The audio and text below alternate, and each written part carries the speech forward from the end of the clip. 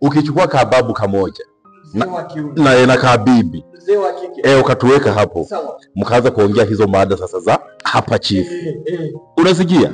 Kababu kanataka chifu, bibi naye hamuna. Kwa nini? Sasa yeye ameshaenda go menopause ile chifu.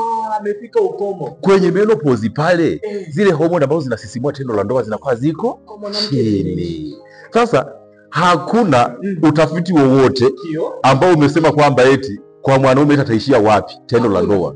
Hakuna menopause kwa mwanaume chifu. Sisi bado kuna tubabu bado tuingie tu tujanja. Tuko na mabindi chifu.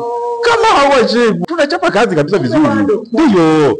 Na sisi ndio maana tunataka mtu ambaye yeye huku kabisa eti hapafanyi kazi vizuri. Tukimpiga program effective diet, si order kimetabolic inarudi kabisa. Hormone zinarudi vizuri. Half tunampiga sasa hivi.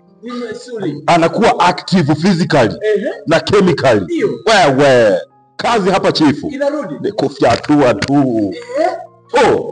Bila mwisho. Sawa. Tunafundishia hapa Miss Glory Dispensary Buhongwa, Mwanza, Tanzania, na ofisi yetu nyingine iko pale Tip Top Manzese, Dar es Salaam. My friend, stay healthy, be productive.